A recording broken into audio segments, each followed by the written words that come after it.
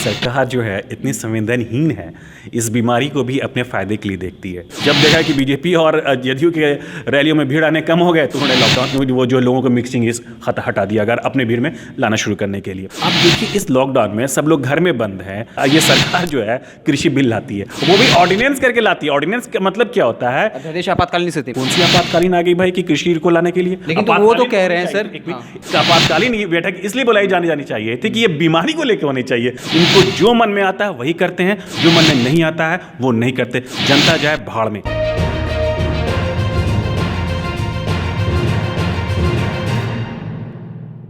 नमस्कार, मैं हिमांशु कुमार, आप देख रहे हैं वेब समाचार। आज हमारे साथ एक किडनी स्पेशलिस्ट मौजूद हैं, डॉक्टर मोहम्मद हसनैन कैसर। हम इनसे जानने की कोशिश करेंगे कोरोना के कारण जो जिन लोगों ने परेशानियां झेली, वो चाहे चिकित्सा के क्षेत्र में हो या आम मुद्दों पर भी बात करेंगे कि क्या अभी देश के हालात हैं और लॉकडाउन का क्या इम्पैक्ट पड़ा है। सर, क्या लगता है कोरोना को लेकर के आपके क्या विचार हैं? किस तरीके से इसने देश की इकोनॉमी को, बिहार की इकोनॉमी को कहें तबाह किया है? सबसे पहले मैं आपका शुक्रगुजार रहूँगा वेब समाचार का कि आपने मुझे इस मुद्दे पे बोलने का मौका दिया। देखिए, कोरोना की वजह से, ये कोरोना को जिसको कोविड-19 कहते हैं, corona is a agent and covid is a disease, तो इसकी वजह से पूरी दुनिया में इसके असर हुए, जिससे हमारा भारत भी अछूता नहीं रहा, हमारा बिहार भी अछूता नहीं रहा। यह सिर्फ स्वास्थ्य को ही नहीं गड़बड़ किया या हमारे यहाँ लोगों को, अपने को, जनों को ही नुकसान नहीं पहुंचाया, बल्कि हर क्षेत्रों में, चाहे वो सामाजिक हो, आर्थिक हो या दूसरा भी क्षेत्र जो है, उन सबको उस पर प्रभावित किया है, जिसकी वजह से पूरी देश की जो है हमारी अर्थव्यवस्था है वो टूटी है।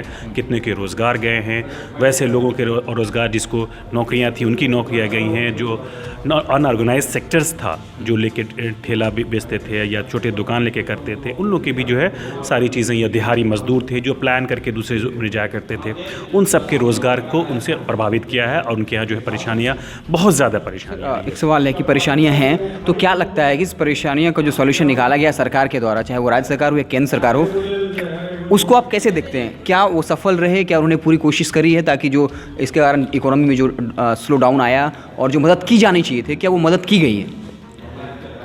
बीइंग ए डॉक्टर होने के नाते मैं स्वास्थ्य पे ज़्यादा बोलना पसंद करूँगा। मैं इस बीमारी में, इस महामारी में जो सरकार की तरफ जो है, केंद्र सरकार हो चाहे राज्य सरकार हो, अगर मुझसे पूछा जाए कि डॉक्टर साहब आप डॉक्टर होने के नाते इस सरकार की व्यवस्थाओं को कितना स्कोर देंगे, तो मैं कहूँगा 10 में 0। 10 में 0 दे रहे हैं आप? ये व्यवस्था ऐसे नहीं होती है। पहले तो आपने लोगों को भ्रमित करने की कोशिश की।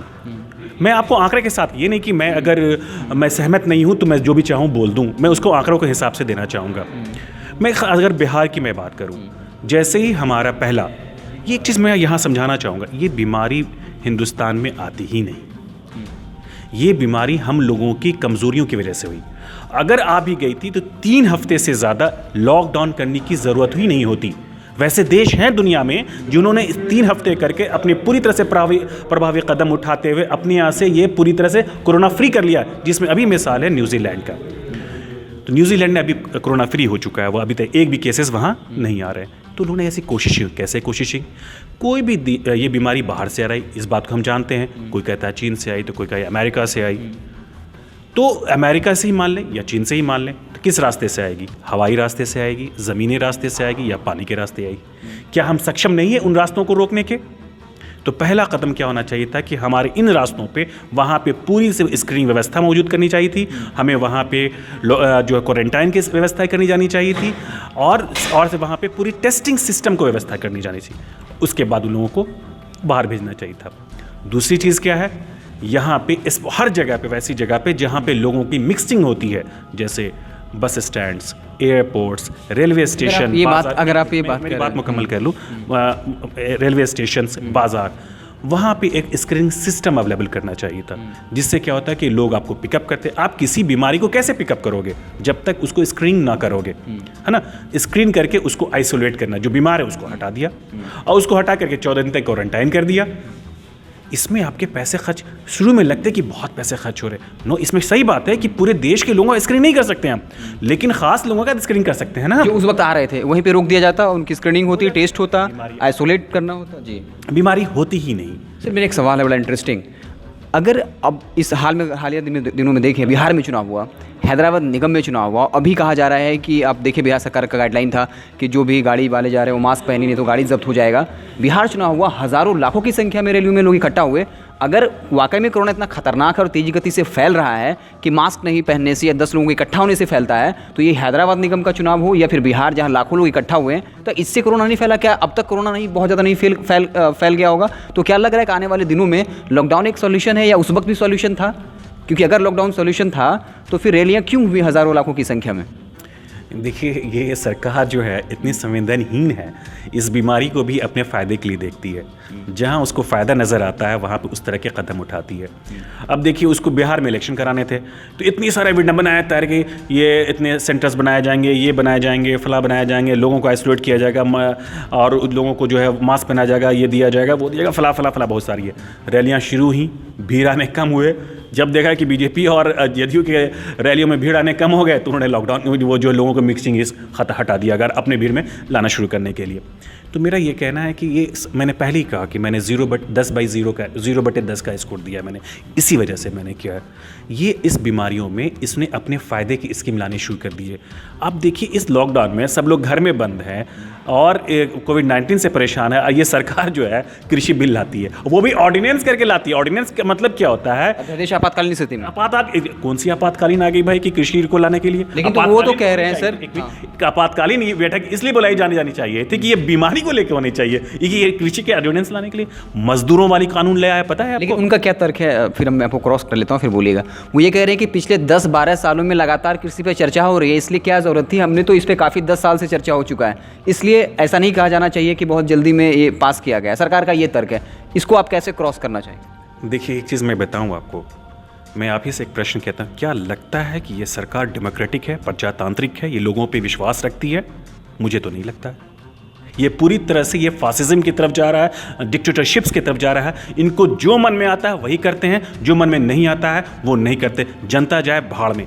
चाहे ये बीमारी को भी देखिए, इसको मैंने कि जो है कि हिंदू मुस्लिम का रंग देखिए, आपने देखा है। ये तो हाई कोर्ट का मैं शुक्रिया अदा करना हूँ, जो थोड़ा बहुत हाई कोर्ट बचा हुआ है उसका मैं शुक्रिया अदा करना चाहता हूँ। निजामुद्दीन की बात कर? नहीं, मैं ज़्यादा इसमें डिटेल में नहीं जाऊँगा। मैं ये बात जो कहना चाह रहा हूँ, ये एक मैं शुक्रिया हाई कोर्ट का, वो भी महाराष्ट्र के जो है मुंबई हाई कोर्ट का कहना चाहता हूँ। इसने साफ कह दिया कि ये बीमारी मरकज़ के द्वारा नहीं फैलाई गई है, बल्कि हमारी देश के जो सरकार है उसकी कमियों की वजह से। आपने ट्रंप मोदी और ये मोदीवादी मोदी का जो कराया था आपने, उसका ये बहुत बड़ा उसका कारण है। जब 5000 लोग आए थे सारे अमेरिका से, उन लोगों ने स्प्रेड कराया। खैर, तो इसमें ज़्यादा डिटेल नहीं थी। तो ये चीज़ जो मैं कहना ये चाहता हूँ कि ये जो लोग ये जो है मन के मौजी बौ को कले भौजी, समझ गए? जब मन चाहा जो चीज़ चाहे कर लिया, यानी कोरोना को पूरी तरह से अपने फ़ायदे के लिए इस्तेमाल करना शुरू कर दिया। हाल के दिनों में जितना नामाजी कोरोना पॉजिटिव पाए गए हैं, क्या लग रहा है आपको इस वक्त बिहार की क्या तैयारियाँ हैं कोरोना को लेकर के?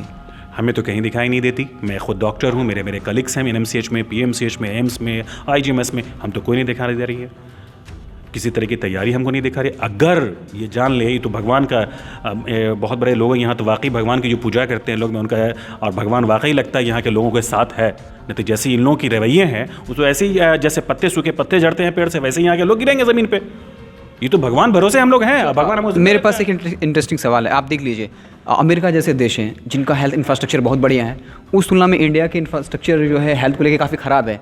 लेकिन फिर वो क्या वजह है कि भारत में ज़्यादा लोगों की मौत नहीं हुई या परसेंटेज कम था? बिहार में अगर बात करें, इंडिया के अंदर सबसे ज़्यादा हेल्थ का जो इंफ्रास्ट्रक्चर है ख़राब है, लेकिन फिर भी बिहार में जो ये रेशियो है कि कम लोग संक्रमित हुए या बहुत लोग इम्प्रूव कर गए, तो सरकार इसको खुद के ऊपर भी ठोक रही है कि हमने काफ़ी अच्छा काम किया। तो क्या वजह है कि बिहार जब हेल्थ इंफ्रास्ट्रक्चर इतना बढ़िया, हमने देखा कि ऑक्सीजन के बिना लोग मर रहे थे, उसके बाद भी वो क्या वजह आपको लगता है डॉक्टर होने के नाते कि जो यहाँ का जो रिकवरी रेट रहा वो काफ़ी अच्छा रहा और तुलनात्मक रूप से काफ़ी कम लोगों की मौत हुई? तो क्या वो वजह हैं?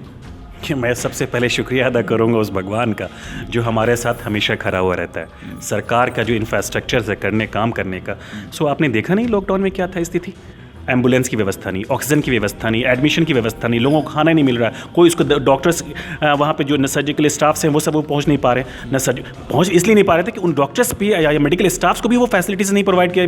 उनके पास कॉटन नहीं, ग्लव्स नहीं, उसके जो कपड़े होते पीपीई किट जो होते हैं वो नहीं। कोई भी अपनी जान को इतना रिस्क रखकर किसी पेशेंट को ट्रीट, वो तो चाहेगा कि ना भाई कि हमको भी प्रिकॉशंस मिले। तो डॉक्टर्स ने कहावत है कि अगर कोई सैनिक मैदान में जाता है तो हथियार उसके पास होना चाहिए। वही ना कि सैनिक को बिना बारूद बिना गोली लिए गोलियां भेज देता है, बंदूक थमा दिया, गोलियां ही नहीं उसमें लड़ने के लिए। तो ये आधी अधूरी कोई तैयारी ही नहीं थी, सिर्फ कागजी कार्रवाइयाँ थी, हमने ये किया वो किया जो बोलने के लिए है। और लोग ने इस बात को महसूस किया, आपने मीडिया कर्मी इस बात को आंखों से देखा है आपने कि ये क्या है इनके पास, इन्होंने क्या किया है। अब चलिए मैं दिखा दूंगा वहाँ पे, अभी भी PMCH में जाके हाल देखिए, लोग ज़मीन पे लेटे हुए हैं।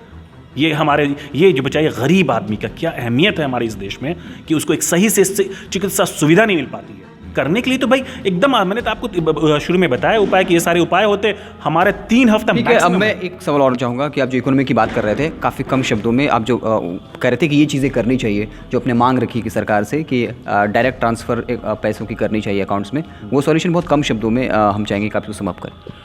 देखिए, मैं सब यहाँ कहता हूँ कि भारत की अर्थव्यवस्था GDP जो है अभी इस रीजन में साउदर्न एशियन कंट्रीज़ में जो है सबसे ख़त्म है।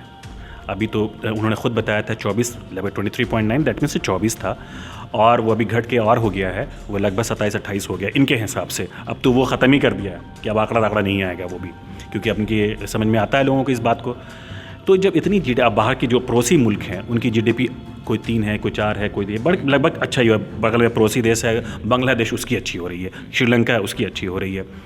तो देखिए, करना कुछ नहीं था। इकोनॉमी जो है हमेशा इकोनॉमी बढ़ती है रोज़गार से, हमारी इंडस्ट्रियल प्रोडक्शन से, हमारी डिमांड से, ठीक है। उस डिमांड को हम कैसे बढ़ाएं, इस पे हमारा फोकस होगा। आप 4.5 लाख करोड़ रुपया वैसे लोगों का माफ़ करते हो जो कुबेर हैं, वैसे लोगों का जो है नहीं देते, जो आम जनता उसको आप कुछ अनुदान देने में आपको संकोच होता है। अभी भाई साहब ने, रुपेश भाई ने भी और हमारे काशिफ साहब ने भी बहुत सारी बात इस पर की है, इसलिए मैं संक्षिप्त में कहना चाहूँ। मेरा सिर्फ यही कहना है, जिसकी नौकरियाँ गई हैं, जिसकी नौकरी नहीं है, उसको इकोनॉमिक सीधे डायरेक्ट ट्रांसफ़र मनी कर दे, वो भी इंटरेस्ट फ्री। मैं सीधा इकोनॉमी का कॉन्सेप्ट में उस वक्त भी बोला था, मैं भी कह रहा हूँ कि सीधा कॉन्सेप्ट है कि परचेजिंग बढ़ेगी, डिमांड बढ़ेगा, मैन्युफैक्चरिंग होगी, सप्लाई होगी, अपने आप इकोनॉमी की साइकिल हो जाएगी। ये बड़ी बात नहीं है, इकोनॉमी का सिंपल रूल है। हम लोग जो बहुत इस पे ज़्यादा दिमाग नहीं, सप्लाई एंड डिमांड का चेहरा, रोजगार बढ़ेगा। अगर हर लोगों को विदाउट 1 साल तक 10,000 सिर्फ दे दे अकाउंट में, हर परिवार के लोगों को, देखिए सब चीज़ ठीक हो जाएगा। तो इस तरीके से डॉक्टर मोहम्मद हसनैन कैसर हमारे साथ मौजूद थे, जो किडनी स्पेशलिस्ट हैं। स्वास्थ्य को लेकर चाहे वो मुद्दा हो, कोरोना को लेकर अभी क्या तैयारियां हैं, कोरोना को लेकर बात की, साथ ही साथ इकोनॉमी को लेकर उन्होंने काफ़ी अच्छी बात करी, अपने विचार काफ़ी बाकी सर के। तो इस तरीके से आप देखते रहें वेब समाचार। आप सभी का बहुत बहुत धन्यवाद।